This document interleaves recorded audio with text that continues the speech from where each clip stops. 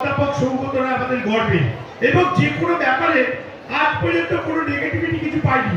সবসময় উনি আমাদের জন্য প্রতিদিন যখন যা গেছে, আলিপুরে যখন বিধায়ক ছিল আমরা বলতাম সৌগতদা একটা সার্টিফিকেট আপনার কাছে নেব, আপনার বাড়ি যাবো। বলে বাড়ি যাবি কেন? বিটকেসটা গাড়ি থেকে বের করলে ব্রিজ গাড়ি থেকে ভবানীপুর থানার সামনে আমাদের কোনো মানে ডেপুটেশন ছিল। সঙ্গে সঙ্গে আমার মনে আছে সৌগতার সঙ্গে সঙ্গে গাড়িটা অ্যাডিটিকে খুলে সই করে কাজ করে দিত। মানে বিধায়কটা যা কাজ, তাতে আজ পর্যন্ত কাউরি অসুবিধা হয়েছে বলে ভারতবর্ষে আমার মনে হয়নি। বিশেষ সৌগতরা, আমরা সৌগতদার কাছে গেলে কেউ বিফল মনোরথে ফেরে আমার মনে হয় দমদমের মানুষ সৌগতদার যত থাকে তার অ্যাক্টিভিটিস, তার অ্যাকসেপ্টেড, ততদিন ভারতবর্ষের মানুষ দমদমের মানুষ আপনাদের আজও ভুলি না। সৌগতদাকে কেউ ভুলবে না তার অ্যাক্টিভিটিস এবং তার অ্যাকসেপ্টেন্সের জন্য। আমরা কথায় কথা বলি, একটা গল্প বলি, আমরা অনেক সময় বলি তোর এটা হচ্ছে না, খুব বৃষ্টি পড়ছে, বৃষ্টি কমছে না, আমরা বলি জানা সৌগতদাকে দিয়ে একটা চিঠি করিয়া। সৌগতদা সেখানেও আমাদের বলতো যে কার্তিক আমি একটা চিঠি করে দেবো কি বরুণদেবকে, যদি তোদের জন্য বৃষ্টি কমান, হঠাৎ সৌগতদার জীবনে না নেই। এটা আমার কাছে পরম প্রিয়, এটা একটা পজিটিভিটি, আমরা খুব গর্বের। আমি কাজিনীকে বলবো উত্তরীয় পড়িয়ে সম্বোধিত করতে বিবেকের চেয়ারম্যানকে, অমিতাকে বলবো আমাদের ভাইস প্রেসিডেন্ট সিনিয়র, আপনারা জানেন অমিত চ্যাটার্জি, বাবুইদা, আমাদের বিবেকের ক্যালেন্ডার, সৌগতদার কল্যাণে আমাদের বিবেক ভাষা 11 বছর পূর্ণ করলো এবং আমাদের একটা ক্যালেন্ডার আছে বিবেক ভাষা। Thank you সৌগতদা। আর সৌগতদা কি বলার জন্য? Thank you Kartik, thank you Kajli আমায় উত্তরীয় দিলে, থ্যাংক ইউ। আমি সবাইকে নমস্কার। কার্তিক এখনই বলল বিবেক 28 বছর হলো প্রতিষ্ঠিত হয়েছে, আর 25 বছর ধরে বিবেক মেলা চলছে এই হরিশপাড়। আগে হরিশপাড়টা ম্যাকম্যাকে ছিল, কিন্তু কার্তিকরা বিবেক মেলা শুরু করার পর হরিশ মুখার্জি রোড দিয়ে যেতে লোকে 15 দিন ধরে দেখছি হরিশপাড় জলজল। কার্তিককে আমি যার জন্য কৃতিত্ব দিচ্ছি সেটা হচ্ছে কার্তিক স্বামী বিবেকানন্দর নামটা শুধু ধরে রাখেনি, সেটাকে উজ্জ্বল করেছে।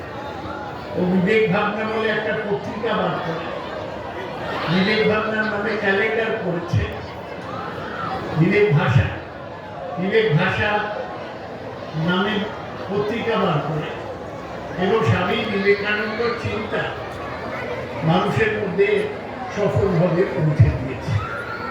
এই যে 15 দিন ধরে মেলা চলে, মেলা ঠিক আছে, কিন্তু তার মধ্যে স্বামী বিবেকানন্দ চিন্তা ভাবনা চেষ্টা সবটাই উঠে আসে।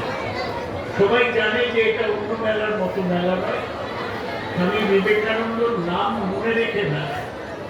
এর জন্যে আমি কার্তিক, কাজলি এবং ওদের সব সহকর্মীদের ধন্যবাদ জানাব। কার্তিক আমায় চেয়ারম্যান করে রেখেছে, ওটাও কাইন্ডনেস, আমি কিছুই করি না। কার্তিক প্রতিবার বলে কবে আসবেন, আমার বলে 2 দিন আগে ফোন করেছিল, আমি বললাম দেখি যাতায়াতের পথে যাব। আজকেও বাড়িতে পথে ভাবলাম যে দেখি 9টা বেজে গেছে, কার্তিক কি থাকবে, দেখুন কার্তিক আছে, সবার সাথে দেখা হয়ে গেল।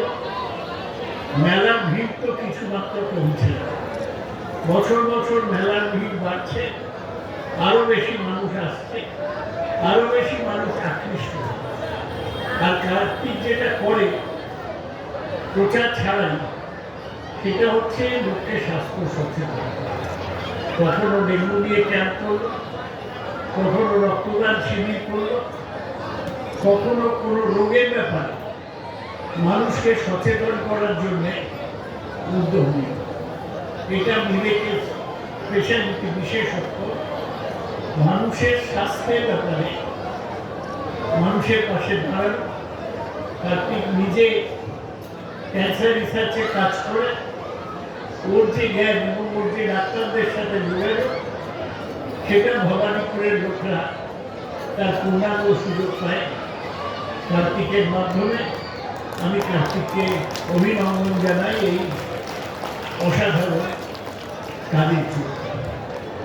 এবার আমি জিজ্ঞেস করছিলাম ওকে, বললো বিবেকনারা আরো বড় হয়েছে, আরো ছেলেরা নতুন ছেলেরা এসছে, আগে পুরনো ছেলে কুমার মারা গিয়েছে, সুতরাং খুব ভালো ছেলে ছিল।